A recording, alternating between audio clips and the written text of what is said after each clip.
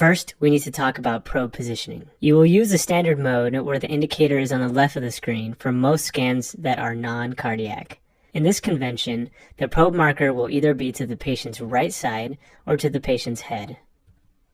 To get a cross-section of the heart, however, you need to imagine the heart as an upside-down cone. In standard mode, a cross-sectional view or short axis view of the heart will have the probe marker pointing to the patient's right hip and in long axis view to the patient's left hip. As an example, this is a parasternal long axis view of the heart. We are in standard mode, shown by the red arrow on the left of the screen. The probe marker on the body is facing to the patient's left hip. Contrast standard mode with cardiac mode.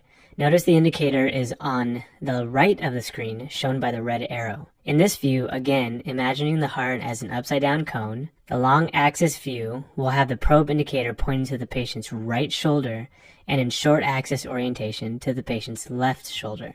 This is opposite of standard mode, but so is the indicator on the screen opposite of standard mode. Therefore, the image acquired will be the same. Basically, if you flip the indicator, then you need to also flip the probe. This is a parasternal long axis view of the heart. Probe marker is facing to the patient's right shoulder, and we are in cardiac mode because the indicator on the screen is on the right side.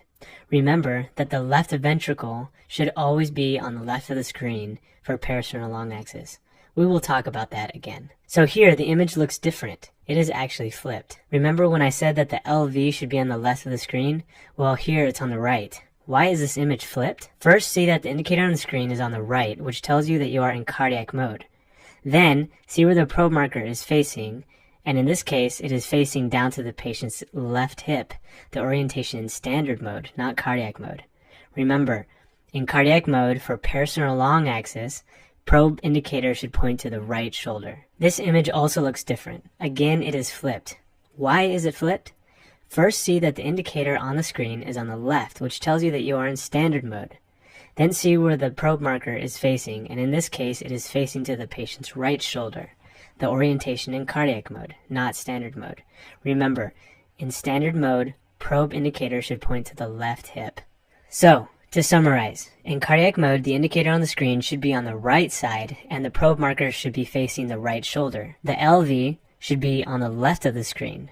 Don't worry, there's an easy way to remember that, which we'll get to in a moment.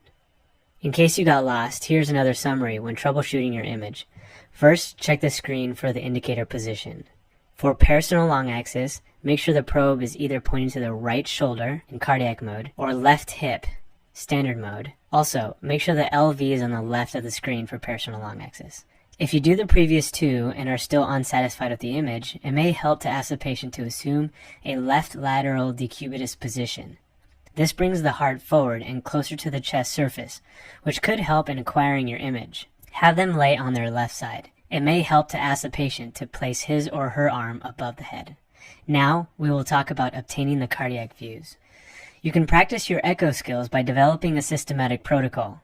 A suggested approach can begin with the parasternal long axis view, rotate the probe 90 degrees for short axis, move on down to the apical forechamber, and then finish up with the subxiphoid window.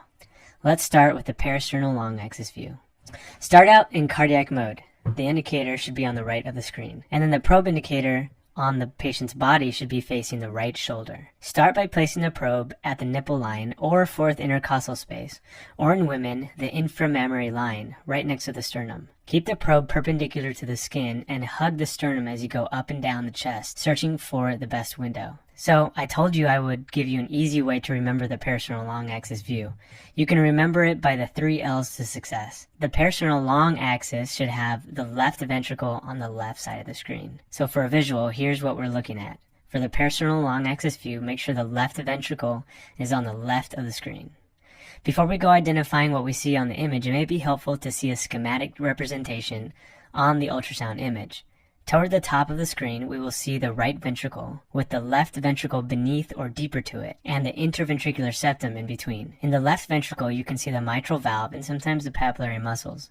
To the right of the mitral valves, you will see the left atrium. In this image, you can also see the aortic valves and the aortic outflow tract. Going back to the ultrasound image, if we again imagine the heart as a cone, the apex is at the upper left of the screen, with the base towards the lower right. Anteriorly is at the top of the screen.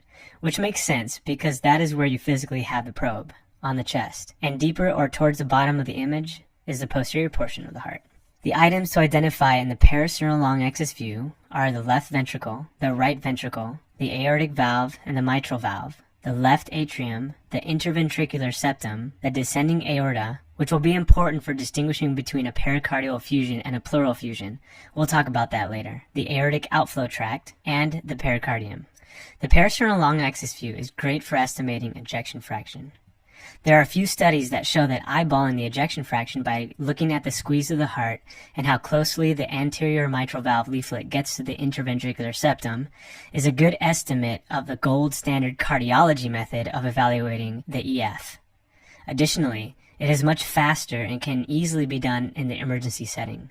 In this ultrasound image, you can see that the anterior mitral valve leaflet is slapping up against the interventricular septum. You can also see that there is good squeeze of the left ventricle and that the ventricular walls are almost touching with each contraction. This is indicative of a normal ejection fraction of greater than 50%. In this ultrasound image, the anterior mitral valve leaflet does not quite make it to the interventricular septum. Additionally, the squeeze of the ventricles just isn't as good as the last image. This EF is consistent with moderately depressed at 30 to 50%. How do we know it is not severely depressed? Look at the next image. In this image, there's very little motion of the mitral valve leaflets and hardly any squeeze of the ventricles at all. This is a sick heart with an ejection fraction of probably less than 30. If you want to quantitatively measure the ejection fraction and not exactly eyeball it, you can do so using EPSS, or E-point septal separation. This is a heart in the parasternal long axis view. If we want to use EPSS, we just throw down an M-mode spike at the tip of the anterior mitral valve leaflet. You can freeze the image and this is what you will see. The thicker white line represents the interventricular septum, and the squiggly wavy lines beneath that represents the motion of the anterior mitral valve leaflet. I don't know if you noticed, but the anterior mitral valve leaflet slaps twice on the interventricular septum in a normal heart. The E represents the passive filling of the ventricles, and A represents the atrial contraction. The distance between the IVS and the squiggly lines show just how close the anterior mitral valve leaflet gets to the interventricular septum. A distance of less than 7 millimeters is considered normal, and greater than 10 is considered LV dysfunction or reduced EF. 7 to 10 is sort of a gray area and needs to be taken into context. Notice, this distance is greater than 10 millimeters and is consistent with CHF. This is another example of reduced ejection fraction. CHF is not the only way that your patient can end up with a reduced EF.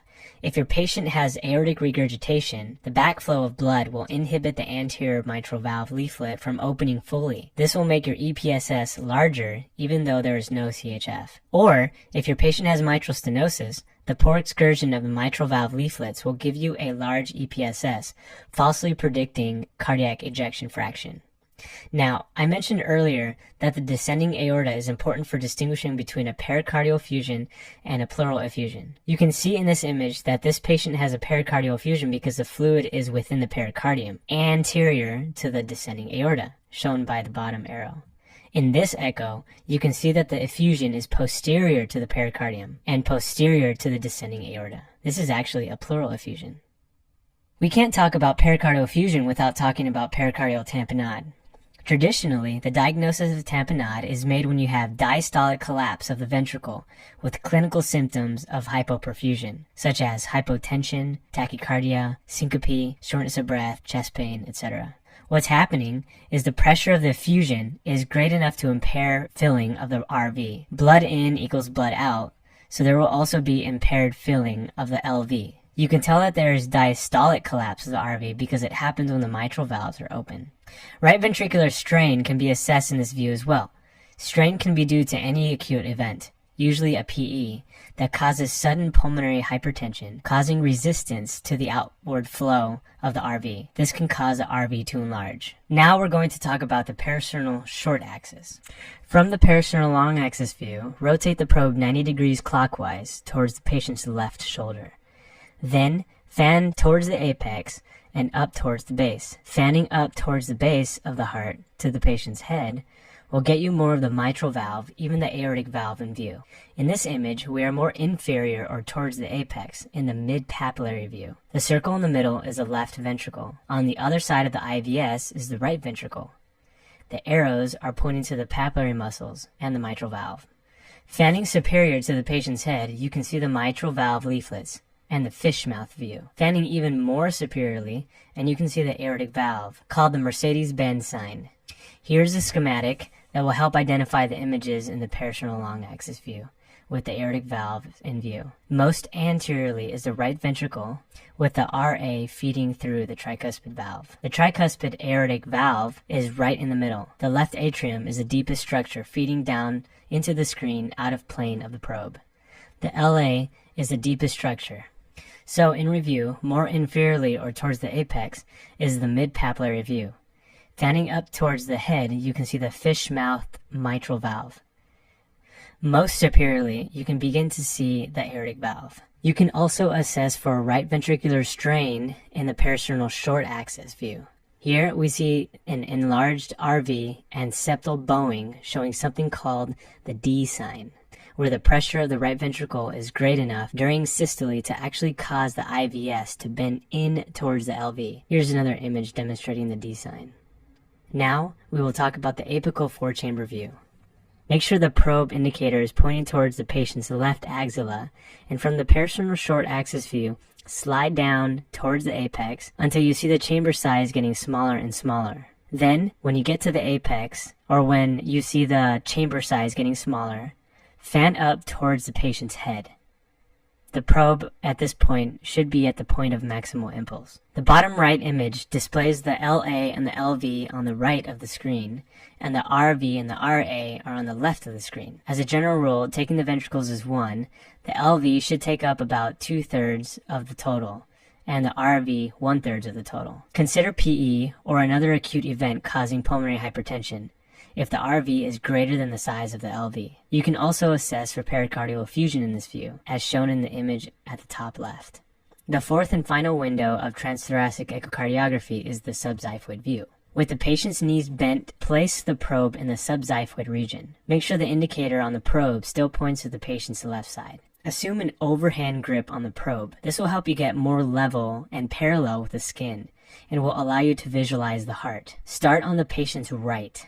Locate the liver and sweep to the patient's left, using the liver as an acoustic window. Basically, acoustic window just means using an organ that doesn't contain gas and allows sound waves to travel through. In the subxiphoid region, bowel gas can sometimes mess up your image, so using the liver as an acoustic window will help avoid this. You can have the patient take a deep breath to help bring the heart into view. So here, the liver is being used as an acoustic window. Remember, the RV is closest thing to the liver. In this view, you can see the LV, the LA, the RV, the RA, mitral valve and tricuspid valve, and the pericardium. This is a video clip of the same thing. Up here, you can see the liver, and right next to the liver, you see the RV. The subxiphoid view is pretty good for seeing a pericardial effusion. Here's another image of it. Remember that the traditional definition of pericardial tamponade is RV collapse with symptoms of hypoperfusion. Here in these images, we see a pericardial effusion, and in the image to the right, we see RV compression and collapse. This is a clip of cardiac standstill. Seems obvious, like why do we need to ultrasound that? But if you have a patient without a pulse, it helps to know that this isn't because of an arrhythmia, but instead because the heart isn't actually pumping. If it was an arrhythmia, you would see motion of the heart. Even though we talked about the 4 views of the heart, it would be prudent to also talk about the IVC, as this can help you gather more information that is very important about the patient's fluid status. In a nutshell, IVC measurements are important because they help guide fluid management. The respiratory cycles correlate with changes in IVC diameter in someone that can receive fluid, giving estimates of CVP. During deep inspiration, the diameter gets smaller, and during expiration, the diameter gets larger. We will get into this a little bit more in a few slides, but if the diameter does not change and remains open, remains dilated, this is a suspicion that the patient is pretty overfilled with fluid. The caval index is the percent collapsibility of the IVC throughout the respiratory cycle, and is considered a predictor of preload reserve, or, in other words, a predictor of how much fluid the patient can receive before you run the risk of pleural edema or effusion. Let's talk about how to obtain the correct image of the IVC. Start in the subcostal region. The collapsibility is measured by obtaining a long axis view of the IVC. Aim towards the head, which would be over here, until you see the IVC entering the RA, right here. Changes in size throughout the respiratory cycle are identified with the machine in M mode. Measure the diameter 2 to 3 centimeters distal to the confluence of the hepatic vein and the IVC. So here's the hepatic vein, and here's the IVC. The caval index is measured by taking the maximum IVC diameter during expiration and subtracting the minimum diameter of the IVC during inspiration from that, then dividing all of that by the maximum IVC diameter. This table was taken from acep.org and shows the correlations between the IVC size and the CVP. Small diameters with greater than 50% caval index correlates with a relatively low CVP, compared to a dilated IVC with little to no change in that caval index, which correlates with a high CVP. In the first case, probably the patient can receive fluid, whereas the second case probably should not receive as much fluid. Alright, so that was a lot. We talked about the cardiac views forming a protocol that you go through each time so that you don't miss anything. Start in the peristernal long axis view, rotate 90 degrees to the peristernal short axis view, go down to the apex for the apical four-chamber view, then, assuming an overhand approach, go to the subxiphoid view. We talked about troubleshooting your image. First, check the screen indicator, then check the probe positioning. Then if that doesn't work, put the patient in a left lateral decubitus if the patient is able to do so. To remember the peristernal long axis view, remember the 3 L's to success. The peristernal long axis view should have the LV on the left side of the screen. We talked about ejection fraction and how that can be a predictor of the patient's cardiac status, whether it's a strong functioning heart or whether it's a poor functioning heart. You can do that qualitatively by just looking at it, which takes little to no time, or you can quantitatively do it by using EPSS. We talked about pericardial effusion and how that's different from pericardial tamponade. We talked about right ventricular strain and how a pulmonary embolism or other cause of acute pulmonary hypertension can cause the right ventricle to enlarge. And we also talked about IVC measurements. We talked about the caval index and how that can be a predictor of the fluid status of the patient. Here are the references that I used, and that is it. I hope you enjoyed that. I hope you learned something. Have a great day.